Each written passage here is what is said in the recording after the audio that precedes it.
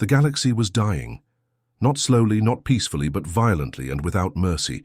For 300 years, the Vorth Empire had spread across the stars like a plague, consuming everything in their path. These weren't just conquerors. They were something far worse. The Vorth looked like nightmares given form. Giant insect creatures with razor-sharp claws and eyes that glowed red in the darkness. Their bodies were covered in thick black armor that seemed to absorb light itself. When they spoke, it sounded like metal scraping against stone, sending chills down the spine of anyone unfortunate enough to hear it. But it wasn't their appearance that made them terrifying. It was what they did to entire worlds. The stories spread through the galaxy like wildfire. On Zerion Prime, a peaceful farming world with 2 billion inhabitants, the Vorth had given them exactly 1 hour to surrender. When the farmers refused, the insects unleashed weapons that turned the planet's atmosphere into poison gas. Every living thing died in agony within minutes. On the crystal cities of Altara, home to the galaxy's most beautiful art and music, the Vorth had a different approach. They kept the population alive long enough to watch as their entire culture was systematically destroyed. Every painting burned, every song silenced forever. Then came the killing. The Galactic Council, once mighty and proud, had tried to fight back. Their combined fleets met the Vorth Armada near the Centauri Nebula in what should have been the decisive battle. It lasted exactly 17 minutes. The Council's 1,000 ships were reduced to glowing scrap metal floating in space. The few survivors who escaped told the same story. The Vorth weapons were unlike anything they had ever seen. They didn't just destroy ships, they seemed to unmake them at the atomic level. After that defeat, the Council surrendered without firing another shot. The galaxy's government, which had kept peace for over a millennium, simply ceased to exist. The Vorth allowed some Council members to live, but only as examples. They were kept in cages and displayed on conquered worlds as reminders of what happened to those who resisted. Now only scattered resistance cells remained, hiding in asteroid fields and abandoned space stations. They called themselves the Free Fleet, but everyone knew it was just a name to make themselves feel better. They had no real ships, no real weapons, and definitely no real hope. They survived by running and hiding, sharing whispered warnings about Vorth movements through encrypted channels. The insects had a simple pattern. They would arrive at a system with their massive black dreadnoughts, each one the size of a small moon. The ships looked organic, like they had been grown rather than built, with twisted spires and breathing openings along their hulls. When they appeared in orbit, they would broadcast the same message in perfect emotionless translation. You have 1 standard hour to surrender unconditionally. Any resistance will result in total extermination. Your compliance will be rewarded with slavery. Your defiance will be rewarded with death. Most worlds chose slavery. At least some of their people would survive. Today, that same message was being broadcast to Kepler Station, a small trading post on the edge of civilized space. The station wasn't particularly important, just a place where merchants stopped to refuel and trade goods between systems. But the Vorth didn't care about importance. They wanted everything. The station's administrator, a purple-skinned Centaurian named Veltar, stood in the command center watching the long-range sensors with shaking hands. 3 massive shapes were approaching through hyperspace, growing larger every minute. His people had maybe 6 hours before the Vorth arrived. Around him, panic was spreading like fire. Families grabbed whatever they could carry and ran for the docking bays, desperate to catch any ship leaving the station. Merchants abandoned their valuable cargo, knowing their lives were worth more than money. Children cried as their parents tried to explain why they had to leave their homes behind. But there weren't enough ships. There never were. Thousands of people would be left behind when the Vorth arrived. Veltar had already made the hardest decision of his life: who would get to live and who would stay to die. The resistance cells had tried to warn them weeks ago, but their message had been garbled and unclear. Something about a new Vorth battle group moving through this sector, consuming everything in their path. By the time the warning made sense, it was too late to evacuate everyone. Veltar looked at the children pressing their faces against the observation windows, watching the stars, and not understanding that death was coming for them. In 6 hours, this peaceful station would become another trophy for the Vorth Empire. Another reminder that in this galaxy, hope was just another word for foolishness. The countdown had begun, and there was nowhere left to run. The chaos on Kepler station reached a fever pitch as families fought over the last evacuation ships. Children screamed while their parents shoved precious belongings into whatever containers they could find. The air recycling systems couldn't keep up with the stress-induced heat from thousands of panicked beings, making the corridors feel like ovens. That's when the impossible happened. Sensor technician Crix, a young Altarian with blue-scaled skin, was monitoring the long-range detection grid when something made him freeze. His 6 eyes blinked rapidly as he stared at the readings. Then he started hitting the console with his fist, thinking it was malfunctioning.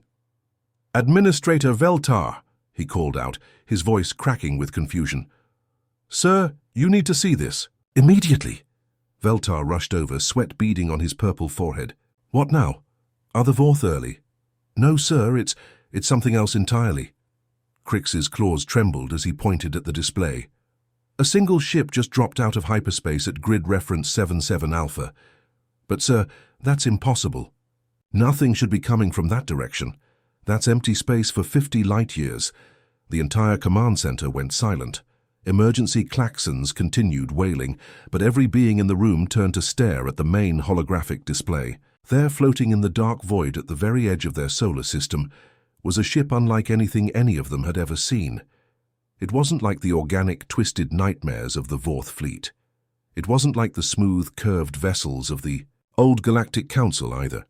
This ship looked aggressive. Sharp angles cut through space like a knife blade. Its hull was dark grey, almost black, with strange symbols painted along its sides in white. The vessel was smaller than a Vorth dreadnought, but something about it made the observers feel deeply uncomfortable. "What kind of ship is that?" whispered Veltar. "Run it through the identification database." Crix's claws danced across his console for several minutes before he looked up with complete bewilderment. "Sir, it's not in any database. Not Council archives, not merchant registries, not even Vorth intelligence files. According to our records, this ship design has never existed. Before anyone could respond, the communications array exploded with static. Every speaker on the station crackled to life as an unknown signal flooded all frequencies. The voice that came through was unlike anything they'd heard before, not the musical tones of Centaurians, not the clicking harmonics of Altarians, not the grinding mechanical sounds of the Vorth. It was something entirely new. The language was completely foreign, full of harsh consonants and flowing vowels that didn't match any known linguistic pattern. The translator systems struggled for nearly a minute, producing only garbled nonsense. Then, suddenly, the voice switched to broken but understandable Galactic Standard. "This is Captain Jin of the UES Defiance. We received your distress beacon and are responding to provide assistance." The command center erupted in confused chatter. Veltar grabbed the communication microphone with shaking hands. "Unknown vessel. This is Kepler Station Control. We didn't send any distress beacon, and we have no record of your ship class or your species. What is UES? What are humans?"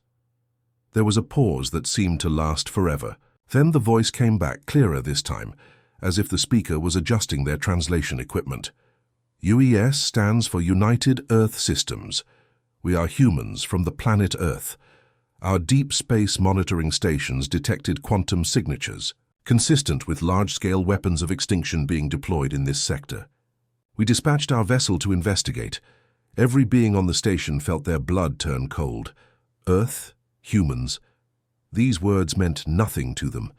In a galaxy where every inhabited world had been catalogued for thousands of years, where every species was known and documented, the appearance of completely unknown aliens should have been impossible. "Captain Jin," Veltar said carefully, "there are 3 Vorth dreadnoughts approaching this system. They will arrive in approximately 5 hours. You need to leave immediately. Your single ship cannot possibly—" "We are aware of the Vorth presence," the human voice interrupted calmly. "We have been tracking their movement patterns for some time. Please maintain your current position while we address the situation." The command center fell silent again. Address the situation? This unknown captain was talking about facing 3 Vorth dreadnoughts, like it was a minor inconvenience. Either these humans were completely insane, or they knew something that the rest of the galaxy didn't. The UES Defiance began moving through the system with purpose, its strange engines leaving no detectable energy signature. It headed directly toward the inner planets, completely ignoring the approaching Vorth fleet. Veltar stared at the tactical display, watching two forces converge on his home. 3 massive ships of death and destruction versus one mysterious vessel from nowhere. For the first time in hours, he felt something other than despair. He felt curiosity. Who were these humans, and why weren't they running? Administrator Veltar's hands trembled as he activated the station's main communication array. Around him, the command center had grown eerily quiet. Even the emergency evacuation announcements had stopped, as everyone focused on the impossible conversation they were about to have with these mysterious humans. Captain Jin, Veltar began carefully, I need to understand what's happening here. You say you detected genocide-class weapons?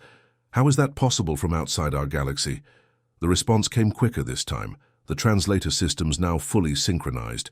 The voice belonged to a female, and there was something in her tone that reminded Veltar of a predator sizing up its prey.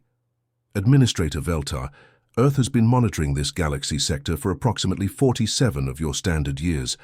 We have deep space listening posts positioned throughout what you call the void reaches. When entire planets start screaming before they die, we tend to notice. A chill ran through every being in the command center. The void reaches were considered empty space, the dark areas between galaxy arms where nothing was supposed to exist. The idea that an unknown species had been watching them for decades was terrifying. You've been watching us? Veltar asked, his purple skin turning pale. For 47 years. Why didn't you make contact? Because we were studying you, learning your languages, your cultures, your technologies, and unfortunately, learning about the Vorth Empire's expansion patterns. Captain Jin's voice carried a weight that suggested she had seen things that would break most minds. We know what they did to the crystal cities of Altara. We know about the poison clouds over Zerion Prime. We know about the 17-minute massacre at Centauri Nebula.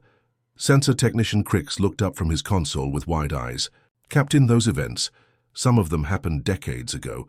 How could you possibly know such specific details? Because we were there, watching from the shadows.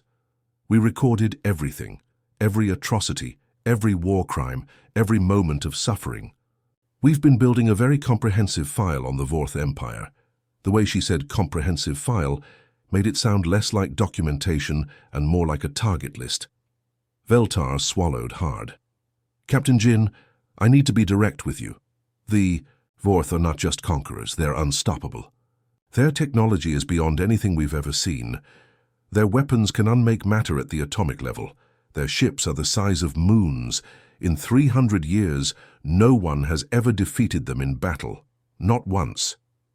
There was a pause. And when Captain Jin spoke again, there was something in her voice that made the temperature in the room seem to drop several degrees. Administrator, let me tell you something about humans. We evolved on a planet that spent most of its history trying to kill us.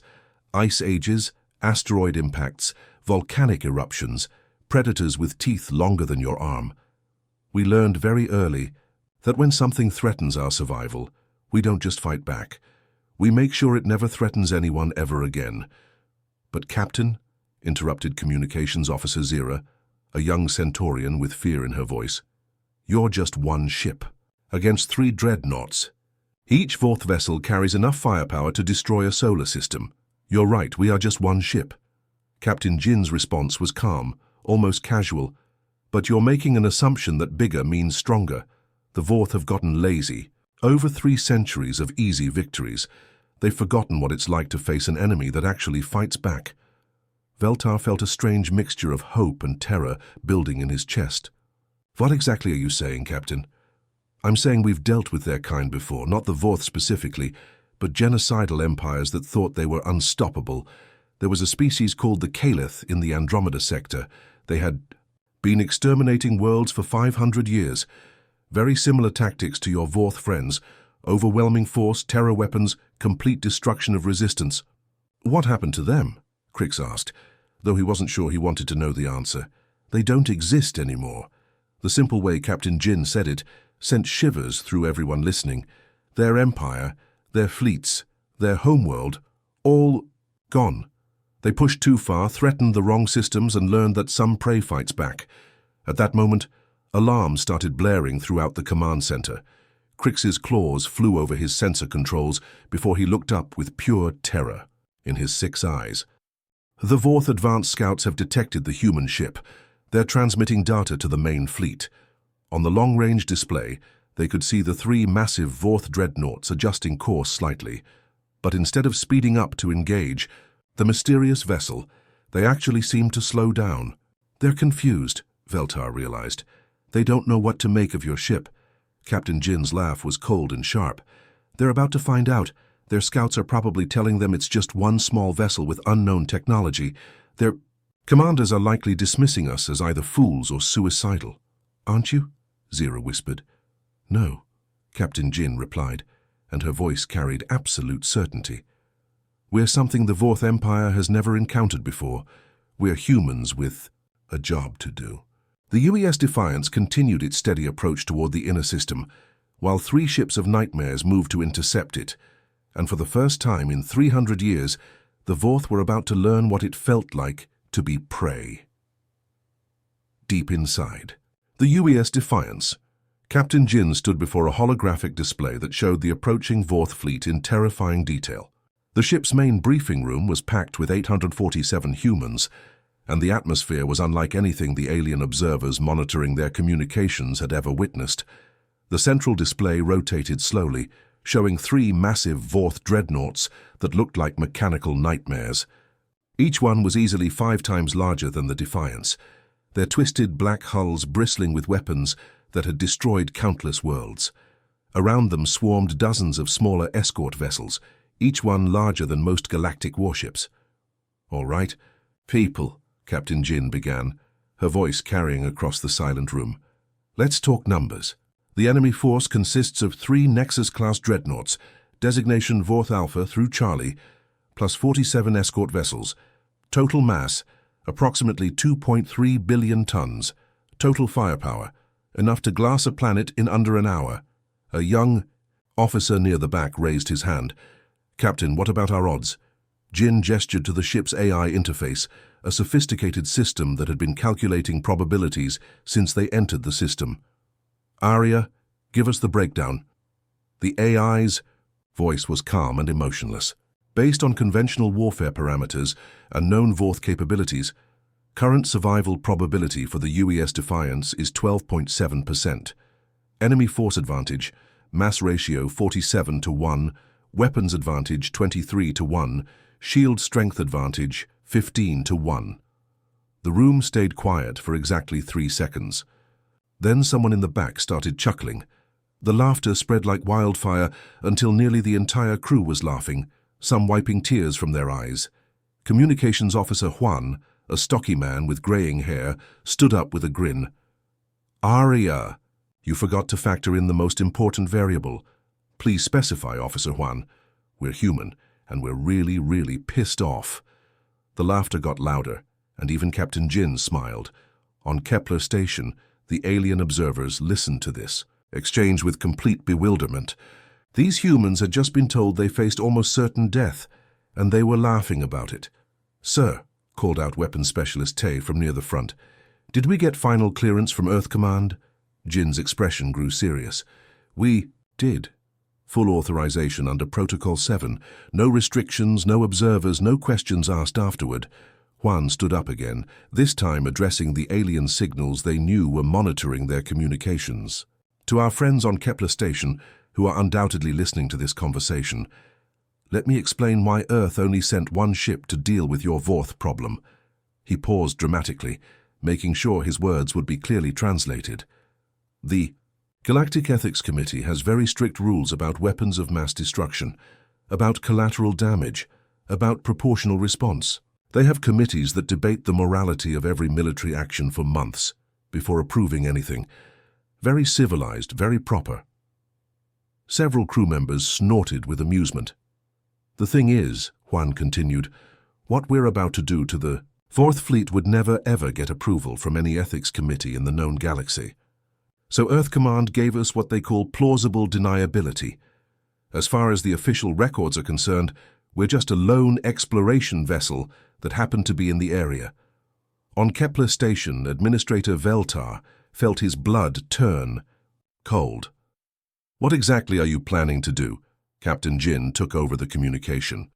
Administrator, in human history, we've learned that some threats can't be reasoned with, can't be negotiated with, and can't be deterred by conventional means. The Fourth Empire has spent 3 centuries proving they're one of those threats. Around the briefing room, crew members were moving to their battle stations with practiced efficiency, but the weapons they were activating didn't appear on any known technology database. "Arya," Jin called out, "bring all systems online, full-spectrum deployment." "Captain, are you certain? Once we activate the Reaper protocols, there will be no hiding what we are." "Do it." The ship around them began to change. Panels slid open along the hull, revealing weapons that seemed to bend light around them. Energy readings spiked beyond anything the monitoring stations had ever recorded. The very space around the Defiance started to shimmer and distort. Engineering Chief Ari's voice came over the intercom from deep in the ship's bowels.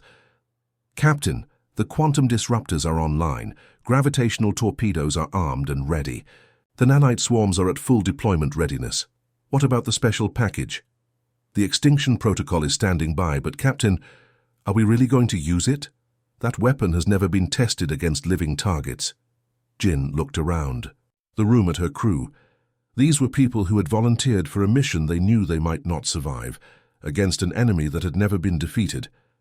They had families back on Earth, dreams and hopes and futures they were willing to sacrifice to protect strangers they'd never met. Ari, the Fourth Empire, has had 300 years to prove they can coexist with civilized life. They've chosen genocide instead. So yes, we're going to use every weapon in our arsenal. The crew members around the room nodded grimly. They understood what they were about to become. Not heroes, not saviors, but something much darker and more necessary. "People," Captain Jin announced. "In about 3 hours we're going to remind the galaxy why Earth doesn't believe in fair fights. We believe in winning, and we believe that some enemies don't deserve mercy." The UES Defiance continued its approach, no longer hiding what it was. And in the darkness of space, predators were about to meet an apex predator. The darkness of space erupted with blinding light as 3 massive Vorth dreadnoughts dropped out of hyperspace like falling mountains. Each ship was a nightmare of twisted black metal and organic growths, their hulls pulsing with veins of sickly green energy. Behind them came the escort fleet, dozens of smaller vessels that still dwarfed most galactic warships. On Kepler Station, every being who could fit crowded around the observation decks to watch what they were certain would be their final moments. Children pressed their faces against the reinforced windows while their parents held them close, whispering final words of love. The lead dreadnought, a monstrosity called the Bone Harvester, immediately began broadcasting on all frequencies. The voice that came through the speakers was like metal grinding against bone, translated into words that dripped with centuries of casual cruelty. "I am War Prime Krexhal of the Fourth Empire. This system now belongs to us.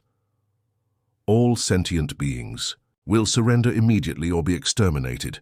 Your compliance will earn you slavery. Your resistance will earn you death." The message was exactly what everyone expected. The Vorth had used the same words on thousands of worlds across 3 centuries, but then something unprecedented happened. A new voice cut across all channels, clear and strong and completely unafraid. "War Prime Krexhal, this is Captain Jin of the United Earth Systems vessel Defiance. You have entered a system under human protection. This is your only warning. Withdraw immediately, or we will demonstrate why humanity doesn't negotiate with genocidal empires." The silence that followed was deafening.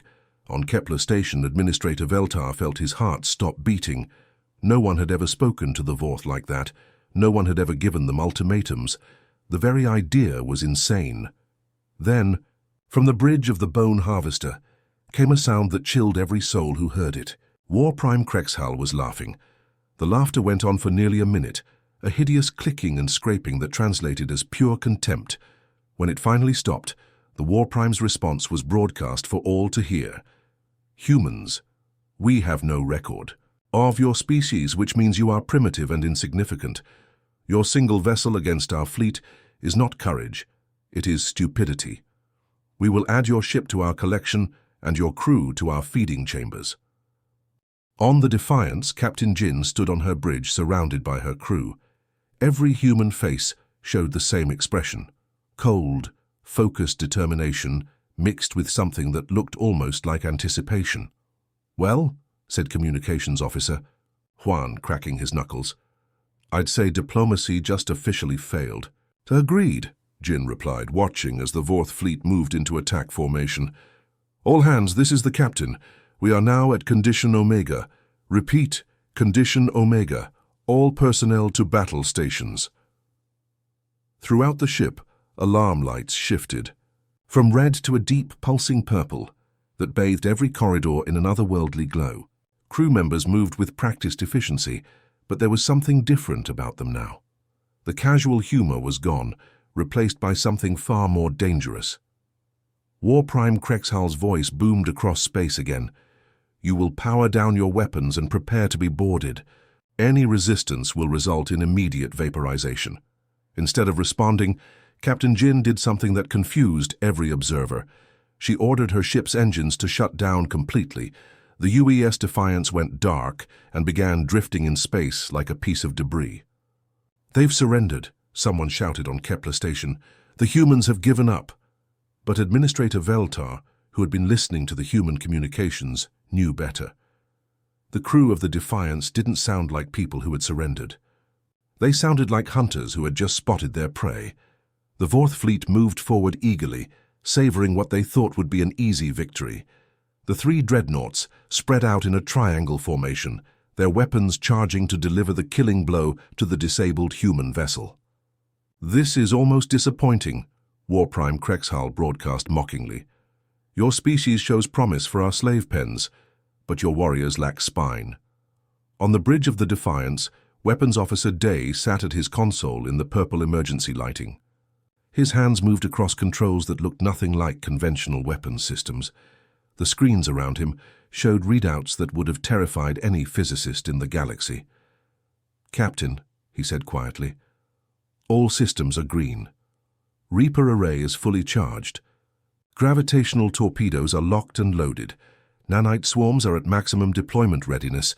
Jin watched as the Vorth dreadnoughts closed to what they thought was optimal firing range. 3 kilometers, 2 kilometers, 1 kilometer. "Captain, Jin," came Krexhal's voice, now filled with cruel amusement. "Any last words before we turn your ship into scrap metal?" Jin smiled, and it was not a pleasant expression. "Yes, actually. I want you to send a message to every Vorth commander in your empire. Tell them that humanity has arrived, and the age of easy victories is over." She looked at Day, who was waiting with his finger poised over a control that pulsed with energy that seemed to bend reality around it. "Weapons Officer, you may fire when ready." Day's voice was barely a whisper, but it carried throughout the ship and into the darkness of space. "Deploy the Reaper array." And in that moment, the galaxy learned what happened when prey evolved into predators. The moment Weapons Officer Day pressed the firing control, reality itself seemed to scream. The UES Defiance, which had been drifting powerlessly in space just seconds before, suddenly blazed to life like a newborn star. But this wasn't the clean energy of conventional weapons. This was something that made the laws of physics weep. The first weapon to fire looked like a ball of pure darkness. The gravitational torpedo moved slowly, almost lazily, toward the nearest Vorth dreadnought. War Prime Krexhal, watching from his command bridge, actually laughed at what appeared to be a primitive projectile weapon. His laughter died when the torpedo detonated. The darkness exploded outward, and suddenly there was a miniature black hole floating in space where empty void had been just moments before. The gravitational pull was so intense that light itself bent around it, creating a terrifying sphere of nothingness that consumed everything it touched. The Vorth dreadnought's shields, which had withstood planet-killing weapons for 3 centuries, lasted exactly 1.3 seconds. The black hole tore through them like they were made of paper, then began eating the ship itself. "Impossible!" Krexhal screamed, his voice cracking with the first fear he had felt in decades. Nothing can create gravitational anomalies of that magnitude. But the humans were just getting started. A second weapon fired from the Defiance, this one appearing as a beam of shimmering blue energy. The quantum disruptor beam looked almost beautiful as it crossed space, leaving a trail of sparkling particles in its wake. When it struck the second Vorth dreadnought, something extraordinary happened. The beam didn't impact the ship's armor. Instead, it passed right through the thick chitin plating as if it didn't exist, phasing through matter like a ghost. The Vorth crew had exactly enough time to realize their shields were useless before the beam reached the ship's core reactor. The explosion that followed wasn't visible from the outside.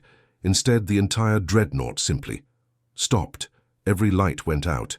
Every system failed. And then, slowly, the massive vessel began to dissolve from the inside out, as its own atoms forgot how to hold together.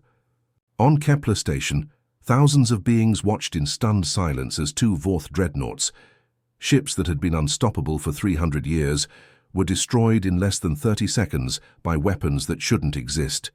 But the humans weren't finished. The third and most terrifying weapon emerged from the Defiance like a living cloud.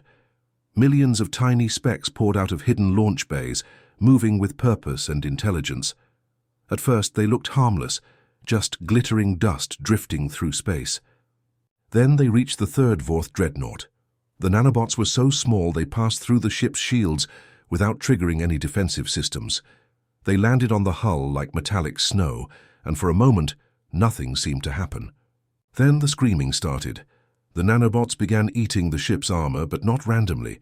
They worked with terrifying precision, dismantling the molecular structure of the dreadnought and using the raw materials to build more of themselves. Within minutes, the cloud of tiny machines had doubled in size, then doubled again. Warprime Krexhal watched in horror as his flagship was consumed alive.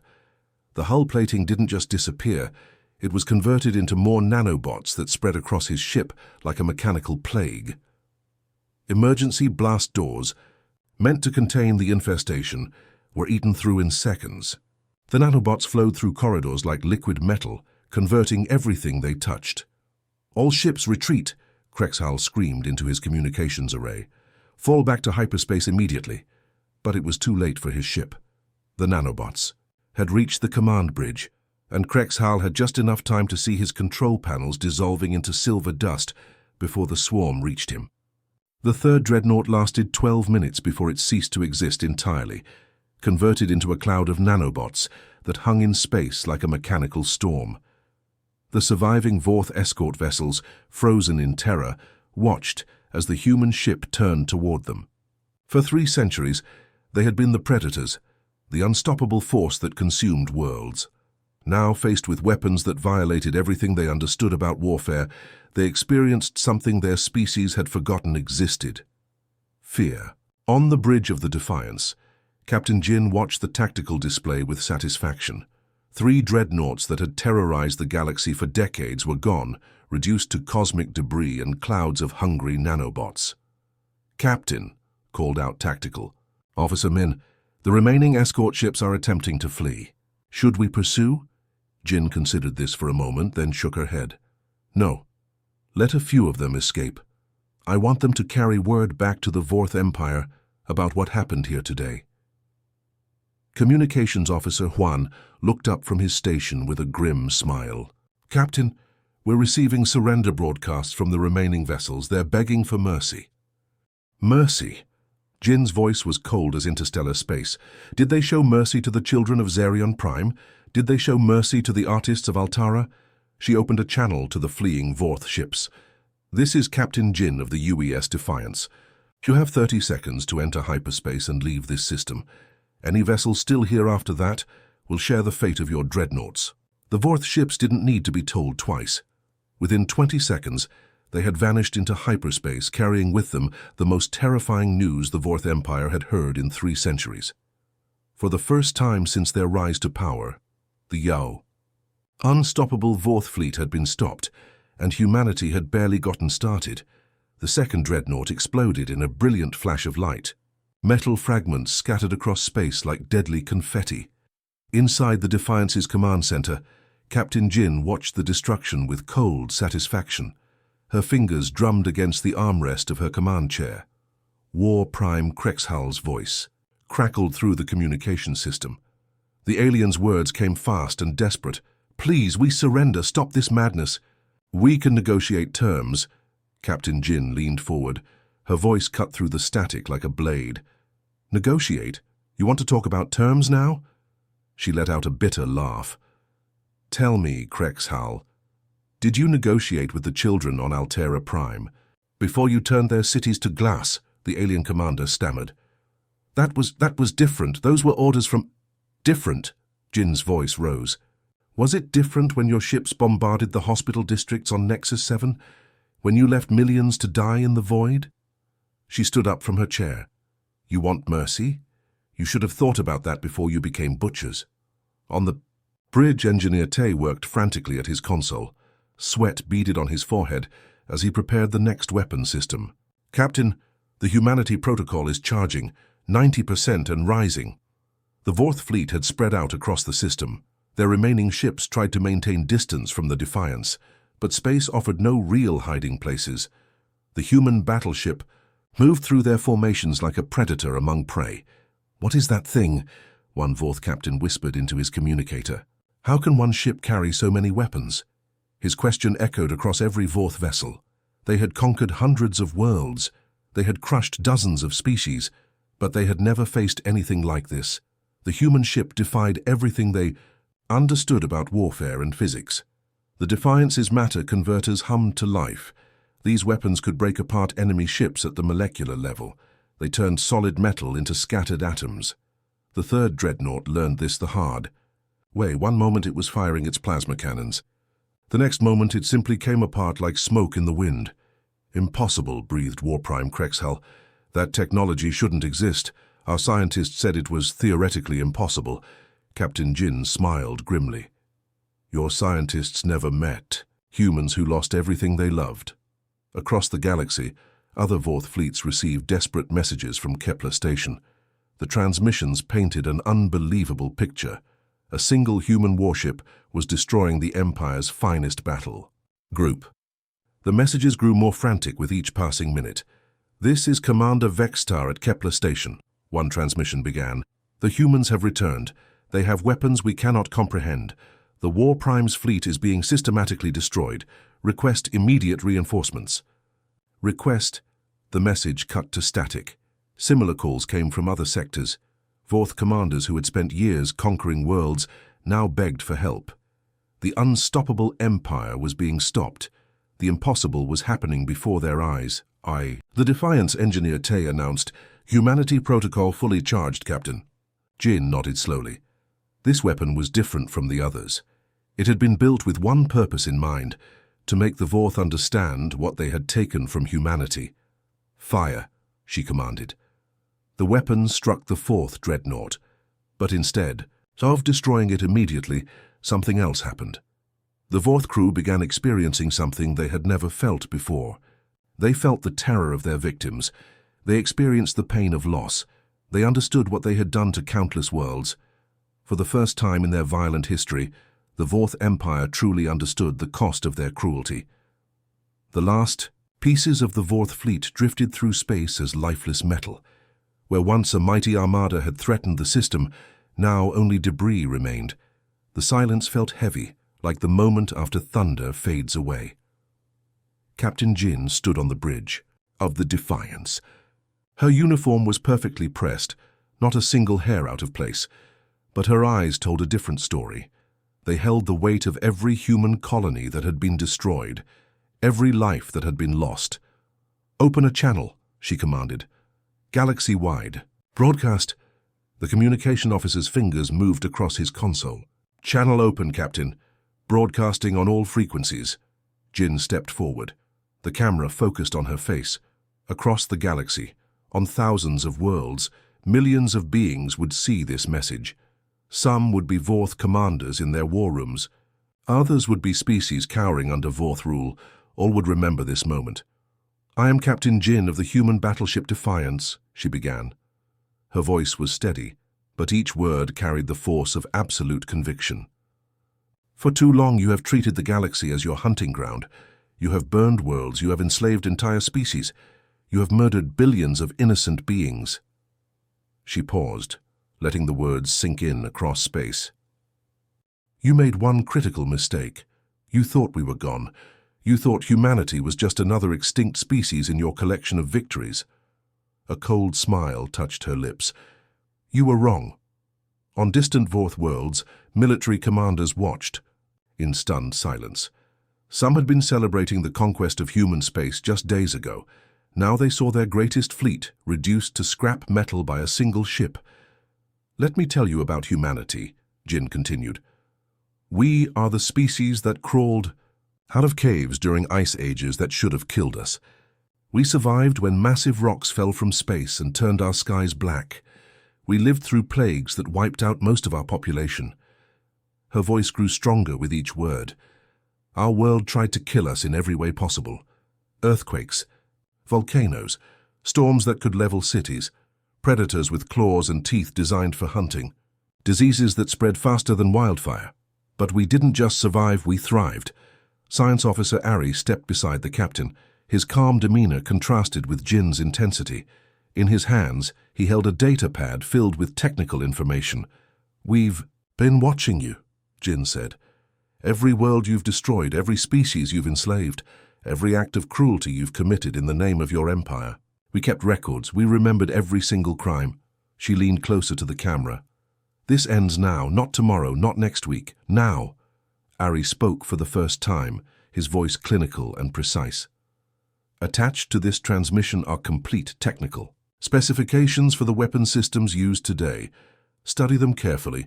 Learn what our defensive capabilities can accomplish." A data package began transmitting across the galaxy. Vorth scientists would spend months trying to understand the technology they were seeing. Most would fail completely. "These are our defensive systems," Ari continued, his tone never changing. "The weapons we use to protect ourselves and others. Our offensive capabilities remain classified." The implication hung in the air like a threat. Captain Jin stepped forward again. "To every species under Vorth rule, help is coming. To every Vorth commander, surrender now or face the consequences. To every would-be conqueror watching this message, remember what happened here today." The transmission ended. Across the galaxy, the universe had changed forever. The galaxy had never seen anything like it before. For 300 years, the Vorth Empire ruled everything with an iron fist. They crushed anyone who dared to stand against them. Their massive war fleets swept across star systems like unstoppable storms, leaving nothing but conquered worlds in their wake. But now, everything had changed in a single moment. After humanity's devastating victory, the entire galaxy fell into shocked silence. The mighty Vorth Empire, which had seemed invincible just days before, was now crumbling like a house of cards. Their once proud fleets, which had terrorized countless civilizations, were now running away in pure panic. The Vorth commanders couldn't believe what had happened. Their most powerful battleship, along with an entire attack fleet, had been destroyed by just one human vessel. The fear was so overwhelming that they ordered all remaining ships to abandon their conquered territories immediately. They retreated to their home systems, too scared to even think about fighting another human ship. Meanwhile, the UES Defiance continued orbiting around Kepler Station like a silent guardian. The human warship had become something extraordinary, a symbol of hope for billions of oppressed beings across the galaxy, and at the same time, a terrifying warning to any species that might be thinking about starting their own empire of conquest. Captain Jin understood the weight of this moment. She knew that humanity now held incredible power, and with that power came enormous responsibility. She began reaching out to the surviving governments of liberated worlds, offering them protection and support as they tried to rebuild their shattered civilizations. Lieutenant Hana, serving as the diplomatic aide, delivered a simple but powerful message to every species they contacted. The words were clear and left no room for misunderstanding. Protect the innocent or answer to us. It wasn't a threat made in anger, but rather a promise backed by the incredible military might they had just demonstrated.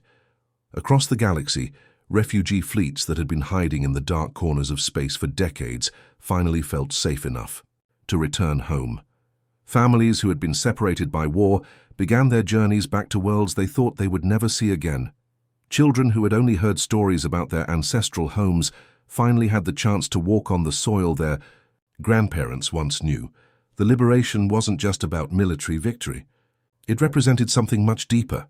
The end of an era where might made right, where the strongest could simply take whatever they wanted from the weak. The galaxy's power structure had been completely turned upside down in a matter of hours as news of humanity's arrival spread from system to system. A new age was beginning to dawn. The apex predators of the galaxy, those species who had ruled through fear and violence, suddenly realized they were no longer alone at the top of the food chain. There was a new power in the galaxy, one that fought not for conquest but for justice. The stars themselves seemed to carry whispers of this new reality across the void. Humanity had finally stepped onto the galactic stage, and their message was clear. The age of unchecked tyranny was over forever.